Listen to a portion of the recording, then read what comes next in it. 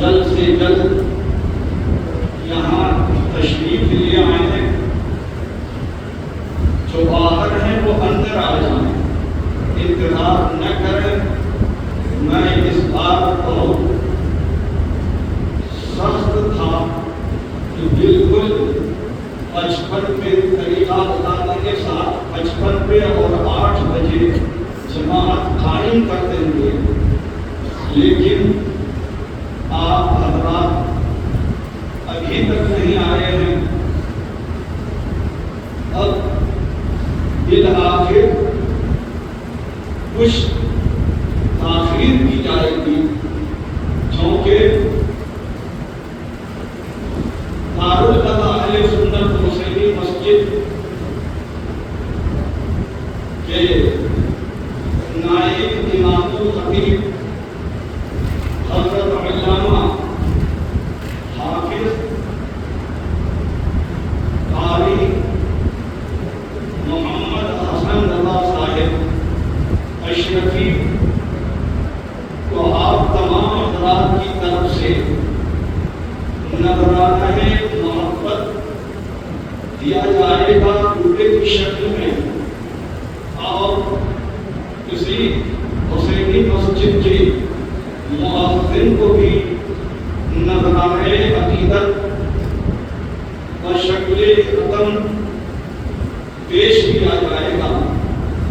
میں اپنے کمیٹی کے ذمہ داروں سے کہوں گا کہ وہ سلت جو آپ نے اب تک اکٹھی کر رکھی ہے اسے میرے پاس لے آئیں، اور جو حضرات ابھی تک نذرانے میں حصہ نہیں لے سکے ہیں ان سے گزارش ہے کہ اللہ نے آپ کو دیا ہے تو ایک حافظ قرآن کے لیے، ایک مؤذن مسجد کے لیے دے کر اللہ تعالیٰ اور اس کے رسول پاک صلی اللہ علیہ وسلم کی رضا اور خوشنودی حاصل کریں۔ سال بھر تک یہ آپ کے دکھ درد میں بھی شریک اور سہیم ہوتے ہیں، سال بھر تک یہ آپ کے خوشی اور غم میں شریک ہوتے ہیں، سال بھر تک یہ خدمت کرتے ہیں۔ آج کے مہنگائی کے دور میں 15,000 20,000 تنخواہیں کوئی معنی نہیں رکھتی ہیں۔ ہمیں یہی موقع اللہ نے دیا ہے جو ماہ رمضان اور رحمت کا مہینہ، برکت کا مہینہ، مغفرت کا مہینہ، نجات کا مہینہ، جس ماہ رمضان میں ہم نے اللہ تبارک و تعالیٰ کی رضا اور خوشنودی حاصل کی، ماہ رمضان کے روزے رکھے اور تراویح پڑھی، نماز پنجگانہ کی پابندی کی، سحری کیا، افطار کیا اور اپنے بھائیوں کو بھی افطار کرایا، غریبوں کی مدد زکوٰۃ کی شکل میں، غریبوں کی حمایت صدقات کی شکل میں ہم نے آپ نے سب نے پیش کی۔ اللہ تبارک و تعالیٰ آج یوم افطار کے صدقے میں ہم سب کی تمام عبادتوں کو، تلاوتوں کو، ذکر و اذکار کو قبول فرمائے۔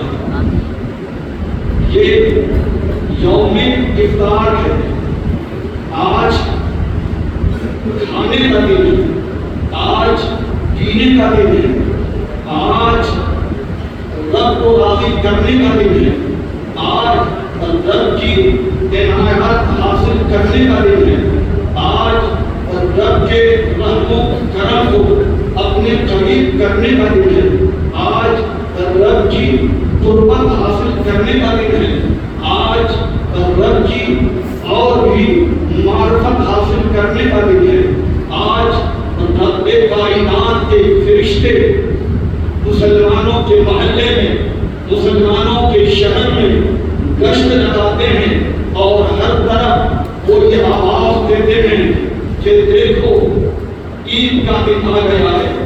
آج کے دن پیغمبر اسلام روحی فدا جناب محمد رسول اللہ صلی اللہ علیہ وسلم نے خوشیاں منائی. رسول پاک صلی اللہ علیہ وسلم عید کے دن اس قدر مسرت محسوس کرتے تھے.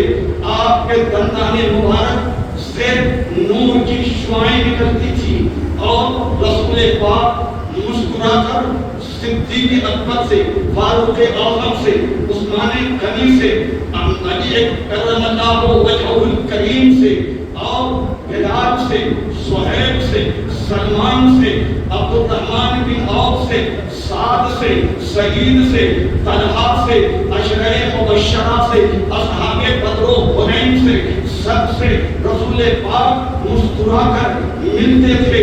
اور کفار اور مشرکین عید کے دن رسول اللہ صلی اللہ علیہ وسلم کے خندہ پیشانی کو دیکھ کر، مسکراتے چہرے کو دیکھ کر مجمع عام میں بھی رسول اللہ ہوتے تو کافر اور مشرک، یہودی اور عیسائی دور ہی سے سمجھ جاتا تھا کہ ان کے پیغمبر ہیں، یہ پیغمبر اسلام ہیں، یہ خاتم النبیین ہیں، یہ رحمت للعالمین ہیں، یہ شفیع المذنبین ہیں، یہ طٰہٰ و یاسین ہیں، یہ مسلمانوں کے پیغمبر ہیں جو عید کے دن اپنے غلاموں کے ساتھ خوشیاں مناتے ہیں.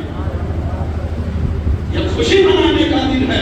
اس لیے عید کے دن جو روزہ رکھے گا اسے گناہ ملے گا، جو ماہ رمضان میں روزہ چھوڑے گا اسے گناہ ملے گا. اور آج جو نہیں کھائے گا، جو آج نہیں پیے گا، یاد رکھیے سال میں صرف 5 دن ہیں، ایک عید کا دن اور ایک بقرعید کا دن، اور اس کے بعد جو ایام نہر اور ایام تشریق کے ہوتے ہیں، یعنی 10 ذی الحجہ، 11، 12 اور 13، یعنی 4 دن جو بقرعید کے ہیں، اور یہ ایک دن جو یوم فطر کا ہے، یوم افطار کا ہے. اس دن روزہ رکھنا مسلمانوں کو حرام ہے، حرام ہے، حرام ہے. اس لیے اے مسلمانوں، اللہ کے پیغمبر نے تمہیں جو تعلیم دی ہے، اے مالدارو، اے امیرو، اے اہل ثروت، تم اپنا حق نکالو. تمہیں اللہ نے زندگی دی ہے، زندگی کا شکرانہ خرید کو دو، صدقے کی شکل میں دو، زکات کی شکل میں دو. جب تم صدقہ دو گے تو یاد رکھو یہ صدقہ تمہارے لیے تمہارے روزے کی کمی کو، روزے کی حالت میں جو تم نے گناہ کا کوئی ایسا کام کر لیا، یعنی روزے کی حالت میں غیبت کی، چغلی کی، فتنہ فساد کی بات کی اور زبان سے گالی گلوچ روزے کی حالت میں نکالا، تو یاد رکھو جب تم آج صدقہ دے دو گے تو اللہ تعالیٰ تیرے روزے کی کمی کو دور کر دے گا، تیرے روزے کی کمی کو دور کر دے گا. وَطُعْمَةٌ لِلْمَسَاكِينِ، حضور نے فرمایا زکوٰۃ الفطر تو حروف سیام یا تُحْفَةٌ لِلصَّائِمِ من اللدغ والقبض وطعمة للمساکین. صدقہ فطر سے رمضان کے روزے کی کمی اگر گالی گلوچ، ناگفتار کلمات کی وجہ سے پیدا ہوئے تو صدقہ اس کمی کو پوری کر دیتا ہے. اور حضور نے فرمایا صدقے سے یہ صدقہ غریب مسکین مسلمانوں کے لیے کھانا. تمہارے گھر چولہا چلے، امیروں کے گھر سویاں بنے اور غریب کے گھر سویاں نہ بنے، شیر خرما نہ بنے. اس لیے رسول پاک نے صدقہ فطر ادا کرنے کو واجب قرار دیا. یہ عظیم دن ہے. فرشتے اعلان کرتے ہیں آج آزاد نہیں، عید بقرعید کی نماز میں آزاد نہیں ہے. کیوں؟ آج خاکی کو خاکی نہیں بلا رہا ہے. یعنی جو انسان مؤذن کو یاد رکھیے وہ بھی خاکی اور ہم نمازی مسلمان بھی خاکی. تو 5 وقت جو اذان ہوتی ہے نماز پنجگانہ کے لیے جو مؤذن اذان دیتا ہے تو خاکی پاکی ذاتی کو رحمان کی بارگاہ میں نماز کی دعوت دیتا ہے. اور آج آزان بند فرشتے نوری مخلوق گلی گلی میں گشت لگا کر مسلمانوں کو گھروں سے نکال کر مسجد میں عیدگاہ میں پہنچاتے ہیں. تو بغیر آزان کے کرتا ہو گئے کہ نہیں؟ اس لیے ان باتوں کا خیال رکھیں. جب فرشتے رب کی بارگاہ میں پہنچتے ہیں مسلمانوں کو عید کی نماز پڑھنے کے لیے نکال کر، رب فرماتا ہے اے فرشتوں بتاؤ اس مزدور، بہت سنو، فرشتے کہتے ہیں، اللہ تعالیٰ فرماتا اے فرشتے بتاؤ اس مزدور کی کیا مزدوری جس نے مزدوری پوری کی، محنت پوری کی، نماز پوری پڑھی، روزہ پورا رکھا، زکات پوری دی، سحری پوری کی، افطار پورا کیا، عبادت کی، ریاضت کی، تقویٰ اور طہارت کیا، تراویح پڑھی. اے فرشتوں جنہوں نے میری پوری عبادت کی یعنی انہوں نے پوری مزدوری کی، اسے کیا اجر دیا جائے؟ تو فرشتے کہتے ہیں مولا اگر تیرے بندوں نے پوری مزدوری کی ہے تو پوری انہیں مزدوری دے دی جائے. اللہ تعالیٰ فرماتا ہے اے فرشتوں میں تمہیں گواہ بناتا ہوں جنہوں نے ماہ رمضان کی قدر کی، روزے رکھے، تراویح پڑھی، سحری اور افطار کیا اور پھر میرے حکم پر عید کی نماز پڑھنے کے لیے آ گئے. اے فرشتوں میں تمہیں گواہ بناتا ہوں میں نے سب کو بخش دیا، سب کی خطاؤں کو معاف کر دیا، سب کی نیکی کو قبول کر لیا. اس لیے آج ہم سب بخشے بخشائے ہوں گے انشاءاللہ. اللہ تعالیٰ ہم سب کی اس مختصر سی حاضری کو قبول فرمائے. اب نماز کے لیے ہم آپ کو طریقہ بتائیں گے. اس سے پہلے آئیے